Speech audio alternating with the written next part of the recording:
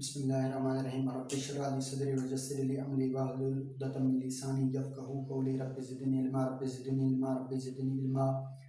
जी मैं हूं उमर फ़ारूक और आप देख रहे हैं Umar Farooq study and general informative lecture channel.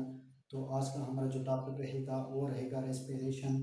तो रेस्पिरेशन क्या होती है देखते हैं कि the series of oxidation reduction reaction in which glucose is oxidised into CO2 and oxygen and release the ATP molecules. यानी रेस्पिरेशन में दरअसल ये होता है कि ह्यूमंस को अपनी एक्टिविटीज़ करने के लिए, नॉर्मल फंक्शन करने के लिए एनर्जी की ज़रूरत होती है और प्लांट्स को भी अपनी नॉर्मल ग्रोथ के लिए एनर्जी की ज़रूरत होती है। तो ये जो एनिमल प्लांट्स जो अपनी एनर्जी कहाँ से हासिल करते हैं, कहाँ से गेन करते हैं, तो ये जो एनर्जी होती है ये ATP से गेन करते हैं। और ATP हमें कहाँ से हासिल होती है, वो क्या होती है, ग्लूकोज से हासिल होती है। तो इस तमाम के तमाम मराहिल में रेस्पिरेशन में हम ये चीज़ डिस्कस करेंगे, ये चीज़ हम तफसील से डिटेल में हम बयान करेंगे कि किस तरह हमारी बॉडी में ATP जनरेट होती है, किस तरह पैदा होती है। जी रेस्पिरेशन से ग्लूकोज, ये तो हमें पता है ग्लूकोज की ब्रेक डाउन से ATP बनती है, लेकिन ये यकदम नहीं, अचानक पैदा नहीं होती, क्रिएट नहीं होती। इसके स्टेप्स होते हैं, ये स्टेप से गुजर कर पैदा होती है। जैसे कि ग्लूकोज की ब्रेक डाउन होती है, जब ब्रेक डाउन होती है इससे पिरुवेट हमें मिलता है। पिरुवेट के बाद ये पिरुवेट क्रेब्स साइकिल में दाखिल होता है, उससे कुछ ATP हमें गेन हम करते हैं। इसके बाद ये जो NADH और FADH2 होते हैं लेटर, ये इलेक्ट्रॉन ट्रांसपोर्ट चेन में एंटर होते हैं और उधर इसकी ज़्यादातर ATP जनरेट होती है। तो सबसे पहले देखते हैं जो हमारा जो फर्स्ट स्टेप है रेस्पिरेशन का, वो है ग्लाइकोलाइसिस। तो ग्लाइकोलाइसिस क्या, जैसा कि नेम से ज़ाहिर है, ग्लाइको का मतलब होता है ग्लूकोज,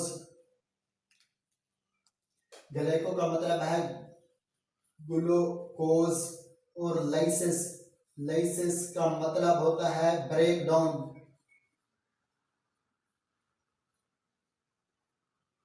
तो इधर क्या होगा, ग्लाइकोलाइसिस में the break down of the glucose is known as glycolysis. इसमें क्या होता है, स्प्लिटिंग ऑफ ग्लूकोज होती है। और ये क्या होता है, एब्सेंस ऑफ ऑक्सीजन होता है, यानी ऑक्सीजन की गैर मौजूदगी में होता है। और ये जो ग्लाइकोलाइसिस का प्रोसेस है ये सेल के साइटोसोल में होता है। तो देखते हैं इसके स्टेप्स को बाय स्टेप्स, इसके देखते हैं कि ग्लाइकोलाइसिस का प्रोसेस किस तरह होता है।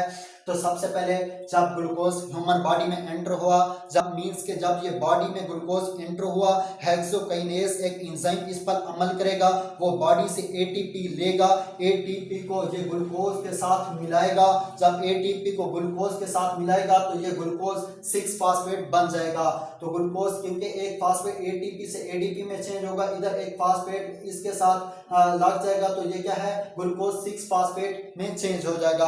अब ग्लूकोज 6 फास्फेट ये चेंज होगा into its isomer fructose 6 phosphate. अब ये सवाल पैदा होता है, ये ग्लूकोज 6 फास्फेट है, ये फ्रक्टोज 6 फास्फेट है, तो ग्लूकोज 6 फास्फेट फ्रक्टोज 6 फास्फेट में चेंज क्यों होता है। तो इसकी रीजन ये है क्योंकि ये जो ग्लूकोज 6 फास्फेट है ये रेदर फास्फेट को ऐड नहीं कर सकता, जस्ट एक फास्फेट को ऐड कर सकता है।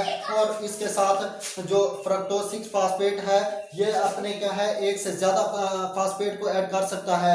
इसीलिए क्या है, ये इसके लिए ये फ्रक्टोज 6 फास्फेट में चेंज होता है। अब इसमें एंजाइम कौन सा इसमें लगता है, इसमें कौन सा एंजाइम अमल करता है, फ्रक्टोज एसो, इसमें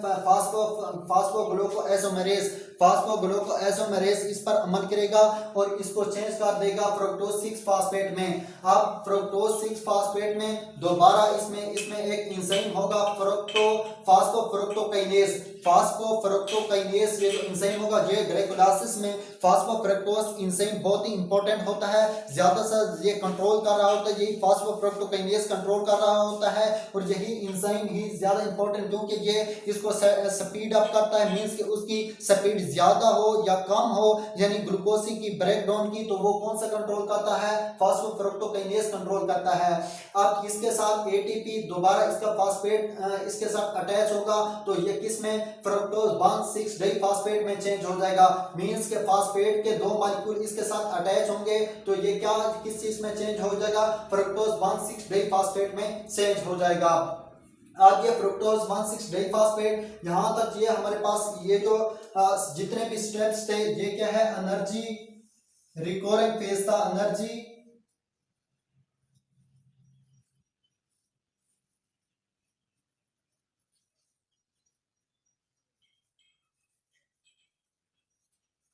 हमारे पास ये यहाँ से लेकर यहाँ तक हमारे पास ये जो है एनर्जी रिकवरिंग फेज है, क्योंकि इसमें एनर्जी यूज हुई 2 एटीपी मॉलिक्यूल यहाँ तक यूज हुए। इससे आगे ये जो हमारे पास स्टेप है, ये हमारे पास है नेक्स्ट स्टेप जो है ये एनर्जी हीलिंग स्टेप है।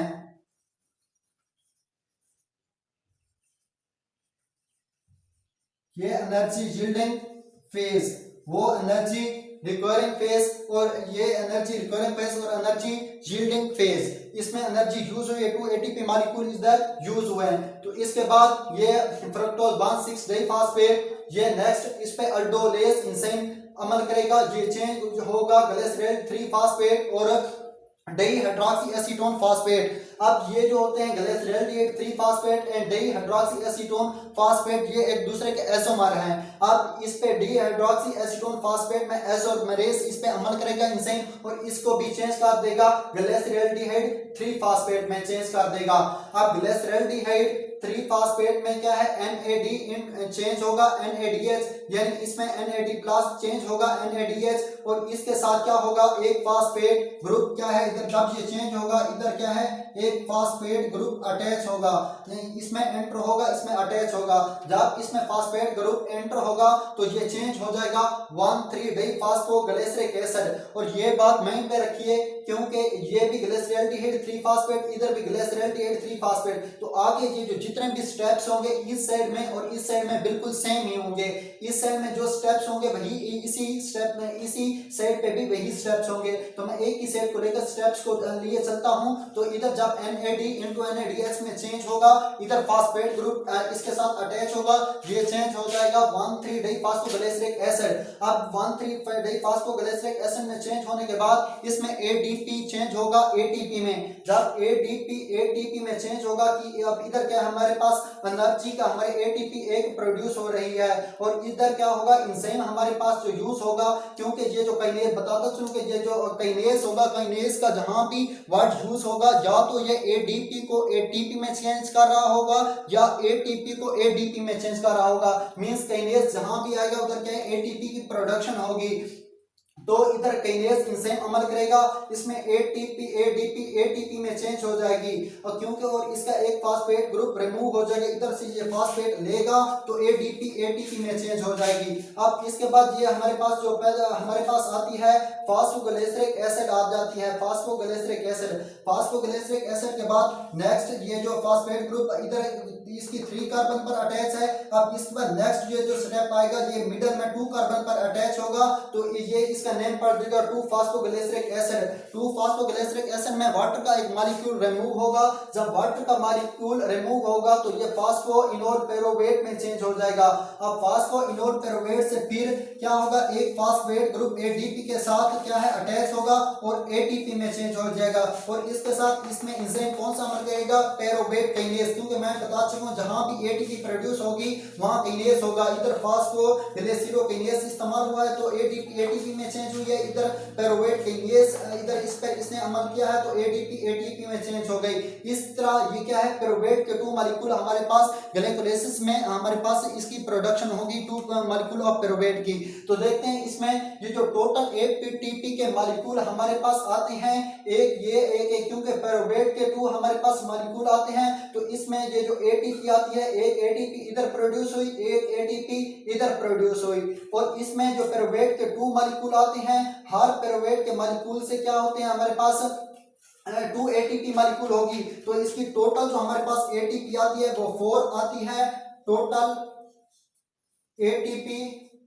ATP हमारे पास 4 आती है, लेकिन उसमें से ये जो 2 ATP हैं एक इधर यूज हुई है एक इधर यूज हुई है, तो नेट प्रोडक्शन जो हमारे पास ATP की है वो हमारे पास 2 है, क्योंकि इसमें हमारे पास 4 आए पेरोवेट के 2 मॉलिक्यूल होते हैं और हर मॉलिक्यूल से हमारे पास 2 ATP हमारे पास प्रोडक्शन होती है। तो 4 ATP मॉलिक्यूल उसमें से 2 ATP मॉलिक्यूल हमारे पास क्या हो गई यूज हो गई। इसकी रिक्वायर होती है कि किसी भी ग्लाइकोलाइसिस को रीअरेंज की ग्लूकोज को हमारी बॉडी में रीअरेंज करने के लिए भी क्या होती है ATP की जरूरत होती है। वही 2 ATP इधर इसकी रीअरेंजमेंट में यूज होंगी तो हमारे पास जो नेट प्रोडक्शन है वो हमारे पास क्या है 2 ATP मॉलिक्यूल है और इसके साथ क्या है NADH, यानी ग्लाइकोलाइसिस के प्रोसेस में हमारे पास 2 NADH पैदा होते हैं, 2 NADH और इसके बाद 2 ATP प्रोडक्शन, इसकी ATP की प्रोडक्शन होती है। उसके बाद नेक्स्ट हमारा जो आगे हमारा स्टेप होगा, क्योंकि ग्लाइकोलाइसिस ये जो है रेस्पिरेशन का फर्स्ट स्टेप है, इसके नेक्स्ट स्टेप में हम एंटर होते हैं कि आप हमारे पास पेरोवेट आ गया। अब पेरोवेट से नेक्स्ट क्या बनेगा, इससे किस तरह हमारे पास हम इससे एनर्जी गेन करते हैं। तो नेक्स्ट जो हमारा स्टेप होता है वो होता है क्रेब्स साइकिल। अब क्रेब्स साइकिल में पेरोवेट एंटर होगा, जब ये एंटर होगा तो पेरोवेट से CO2 का एक मॉलिक्यूल इससे रिलीज होगा। ये कौन से एंजाइम की मौजूदगी में, in the presence of pyruvate dehydrogenase, यानी पेरोवेट पर पेरोवेट डिहाइड्रोजिनेज इस पर अमल करेगा, इससे CO2 रिलीज होगी। ये किस में चेंज हो जाएगा, एसिटाइल कोएंजाइम, ये 2 कार्बन कंपाउंड है। अब ये एसिटाइल कोएंजाइम ये इसके साथ किसके साथ अमल करता है, ऑक्सैलो एसीटेट, इसके साथ एसिटाइल कोएंजाइम के साथ अमल करता है। ऑक्सैलो एसीटेट 4 कार्बन कंपाउंड है, ये 2 कार्बन कंपाउंड है। इससे हमारे पास जो हम गेन करते हैं वो सिट्रेट है। Citrate is 6 carbon compound which is highly unstable, ये बहुत अनस्टेबल होता है। इस पर क्या ये जो एसिटाइल कोएंजाइम और ऑक्सैलो एसीटेट है, इस पर सिट्रेट सिंथेटेज अमल करता है और सिट्रेट बनाता है। अब सिट्रेट में से क्या होता है, वाटर का मॉलिक्यूल रिलीज होता है, फिर इसमें एंटर होता है एकोनिटेज एंजाइम की मौजूदगी में, तो ये चेंज हो जाता है एसोसिएट्रेट में। अब एसोसिएट्रेट में ये भी हाईली अनस्टेबल मॉलिक्यूल है क्योंकि 6 कार्बन पर मुश्तमिल होता है। अब एसोसिएट्रेट ये क्या होता है, अल्फा कीटोग्लोरेट में चेंज हो जाता है। ये एसोसिएट्रेट 6 कार्बन कंपाउंड है और ये हमारे पास ये जो अल्फा कीटोग्लोरेट है ये 5 कार्बन कंपाउंड है, क्योंकि इसमें CO2 एक रिलीज हो गई, इसके साथ साथ NAD चेंज हो गया NADH2 और इस पे कौन सा एंजाइम अमल करेगा, ये एसोसिएटेट डिहाइड्रोजिनेज, एसोसिएटेट डिहाइड्रोजिनेज अमल करेगा और सिट्रेट को अल्फा कीटोग्लोरेट में चेंज करेगा और इसमें प्रोडक्शन क्या होगी, एक CO2 रिलीज होगी और NAD चेंज होगा NADH2 में। तो इसके साथ अल्फा कीटोग्लोरेट, अब अल्फा कीटोग्लोरेट फिर नेक्स्ट चेंज होगा सक्सिनेल कोएंजाइम, इस पे सक्सिनेल कोएंजाइम इस पे कौन सा एंजाइम अमल करेगा, अल्फा कीटोग्लोरेट डिहाइड्रोजिनेज, अल्फा कीटोग्लोरेट डिहाइड्रोजिनेज इस पे अमल करेगा और अमल करने के बाद इसको सक्सिनेल कोएंजाइम में चेंज कर देगा। इसमें भी CO2 की प्रोडक्शन होगी और NAD में चेंज होगा NADH2 में चेंज हो जाएगा। अब सक्सिनेल कोएंजाइम चेंज होगा इनटू सक्सिनेट, क्योंकि ये क्या 5 कार्बन कंपाउंड है, इसमें CO2 रिलीज हो गई तो इसमें क्या होगा, ये 4 कार्बन कंपाउंड होगा। इस पर सक्सिनेल कोएंजाइम इनटू इट्स एसोमर सक्सिनेट में चेंज होगा। इसमें ये जो GDP है ये GTP में चेंज हो जाएगी और ATP में चेंज हो जाएगी। इसके साथ साथ सक्सिनेट, ये जो सक्सिनेट है ये चेंज होगा इनटू फ्यूमारेट, जब ये फ्यूमारेट में चेंज होगा तो FAD चेंज होगी FADH2 में चेंज होगी और FADH2 में चेंज होगी। इसमें क्या है, इस बाद फ्यूमारेट जो होगा मालेट में चेंज होगा इनटू एंजाइम, कौन से, फ्यूमारेट हाइड्रेट, क्योंकि इसमें क्या होगी, एक ऑक्सीजन की हाइड्रोजन की रिमूवल होगी, हाइड्रोजन की रिमूवल हुई तो इसलिए इसे फ्यूमारेट हाइड्रेट कहते हैं। ये मालेट में चेंज होगा, मालेट में जब चेंज होगा इसमें दोबारा हाइड्रोजन ऐड होगी, ये NADH2 में चेंज हो जाएगा और इसको इस पे कौन सा एंजाइम एक्ट करेगा, मालेट डिहाइड्रोजिनेज इस पर एक्ट करेगा। ये ऑक्सैलो एसीटेट में चेंज होगा। नेक्स्ट ये इसी तरह इसका साइकिल चलता रहेगा, ऑक्सैलो एसीटेट फिर ये एसीटाइल कोएंजाइम के साथ अमल करेगा। अब हम देखते हैं कि इसमें इस स्टेप में देख सकते हैं कि हमारे पास कितने इसकी प्रोडक्शन CO2 की हुई, कितनी NADH2 की हुई, कितने हमारे पास ATP प्रोड्यूस हुए। अगर हम CO2 की बात करते हैं तो हमारे पास ये जो CO2 हमारे पास आए, CO2 हमारे पास कितने हैं, एक यहां से हुआ, 1 2 और 3, हमारे पास ये नेट प्रोडक्शन ऑफ CO2 कितनी है, ये क्या है 3 है। इसके साथ इसकी NADH2 देखते हैं, NADH2 देखते हैं तो इसकी CO2 इसका हमारे पास 3 आए क्योंकि एक पेरोवेट को लिया, लेकिन ग्लाइकोलाइसिस के प्रोसेस में हमारे पास टू पिरुवेट होते हैं। जब टू पिरुवेट हमारी बॉडी में एंटर होंगे तो इसको मल्टीप्लाई करेंगे 2 के साथ, क्योंकि हमारे पास ये जो हमारे पास जितने में CO2 आए हैं एक पिरुवेट मॉलिक्यूल के आए हैं, तो ये टोटल कितने होंगे 6 हो जाएंगे। यानी ग्लाइकोलाइसिस के बाद ये जो हमारे क्रेब्स साइकिल में पिरुवेट एंटर होंगे 2, तो उससे टोटल दोनों से जो CO2 हमारे पास गेन होगी वो 6 होगी। इसी के साथ NADH2 को देखते हैं, 1 2 3, हमारे पास 3 NADH2 आए और 3 इसके साथ ही, क्योंकि पिरुवेट के 2 मॉलिक्यूल है, इसको 2 से मल्टीप्लाई करेंगे तो ये 6 हो जाएंगे। और इसके साथ ATP को देखते हैं, ATP का एक मॉलिक्यूल पैदा हुआ एक पिरुवेट से। अगर 2 की बात करते हैं तो इधर ATP जो हमारे पास होंगे वो हमारे पास 2 होंगे।